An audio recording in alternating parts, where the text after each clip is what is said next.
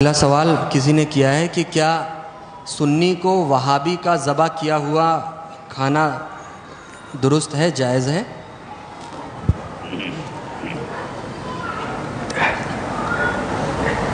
اب پتہ نہیں آپ لوگ کیا جواب سوچتے ہوں گے. اب خطرناک کوئی جواب آنے والا، خطرناک کوئی جواب آنے والا. سوال یہ ایسا ہے نا، میں بتاؤں مختصر، اس مختصر کو نہ آپ سمجھ سکیں تو اپنے علاقے کے علماء سے سمجھیں. میں چند منٹوں میں آپ کو نہیں سمجھا سکتا. سمجھا؟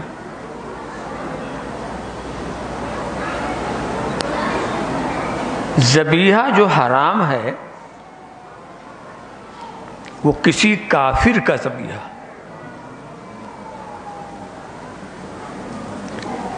کسی کافر کا ذبیحہ وہ حرام ہے.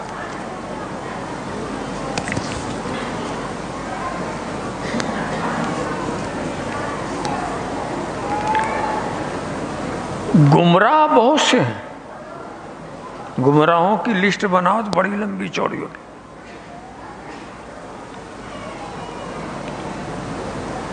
مگر ہر گمراہ کافر نہیں ہے.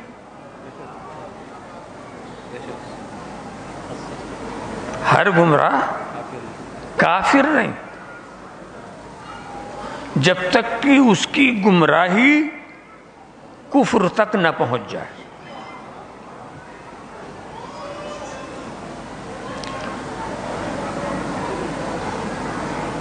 کسی شخص کے بارے میں آپ کو یہ یقین ہو کہ اس نے کفر کیا ہے اور اس کفر کی آپ کو اطلاع شرعی ہو، بالکل شک نہ ہو، تو ایسے کے ہاتھ کا ذبیحہ آپ نہیں استعمال کر سکتے. مگر جس کے بارے میں آپ کو خبر ہی نہ ہو،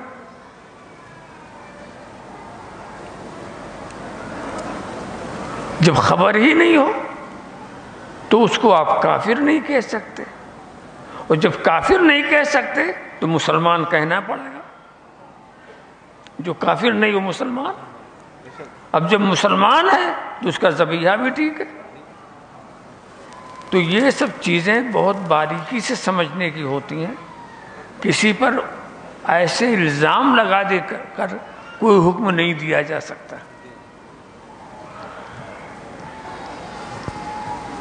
آپ نے وہابی کا نام لے لیا. وہابی ایک گمراہ جماعت ہے، اس کی گمراہی میں کوئی شک نہیں. اس کی گمراہی میں، مگر ان وہابیوں کے اندر کون درجے کفر تک پہنچا، ہمارے جلیل القدر علماء جب انہوں نے پہچان کرائی تو صرف 5 ہیں. درجے کفر تک پہنچنے والے 5 ہیں، اور ان کا کفر ان کی کتابوں میں لکھا ہوا، ان کی کتاب مشہور ہے. وہ 5 ہیں. ان کی پیروی کرنے والے جو ان کے کفر کو نہیں جانتے وہ بھی کافر نہیں. کافر ہونے کے لیے ان کا کفر جاننا ضروری ہے.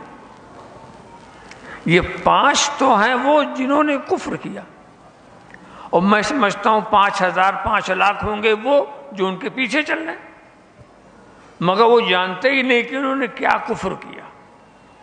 جب جانتے نہیں تو اس کا کچھ نہیں، وہ گمراہ رہیں گے. ان سے بچنا ضروری ہے، ان سے گمراہ سے دور رہنا اچھا ضروری ہے، لازمی ہے. وہ سب بات صحیح ہے. مگر شرعی مسئلہ اگر آپ پوچھتے ہیں کہ ان کے ہاتھ کا ذبیحہ کیسا ہے، تو اس کے لیے تو کفر کا قطعی علم ہونا چاہیے، اور جو کسی کو ہوتا نہیں ہے. سمجھا؟ وہ نہیں ہوتا. بہت سارے مولوی حضرات بھی ہیں ان کو بھی نہیں ہوتا. وہ نہیں جانتے، کفر کو نہیں جانتے۔ اب سوچیے اتنی بڑی دنیا میں صرف 5 کو کافر کہنا اور باقی کو گمراہ کر کے چھوڑ دینا، اس میں بھی تو کوئی حکمت ہے، اس میں تو کوئی مصلحت ہے۔ تو آپ نے جو سوال کیا ہے ذبیحے والا معاملہ، آپ یقین جانیں اور امید رکھیے کہ جتنے ذبیحہ کرنے والے ہیں وہ درجہ کفر تک نہیں پہنچے، لہذا اس میں کوریت کرنے کی ضرورت ہی نہیں۔ وہ جاہل چپٹ آدمی کتابوں کو نہ سمجھ پائیں، نہ وہ سمجھ سکیں کیا کفر ہے کیا ایمان ہے، ایسے جاہل جپٹ کے بارے میں پوچھتے ان کا ذبیحہ، یعنی مطلب ان کو ذبیحہ مت کر دیجئے کہ انہی کا ذبیحہ ہو جائے، سمجھا؟ مگر ان کا ذبیحہ جو ہے شرعی نقطۂ نظر سے اس کے استعمال میں کوئی حرج نہیں ہے۔ اب کوئی نہ کرے، کہا کہ صاحب ہم تو نہیں، تو یہ آپ کی اپنی مرضی بات ہے، ایسا بھی نہیں کہ ہم زبردستی آپ کو کھلائیں گے، ایسا بھی نہیں۔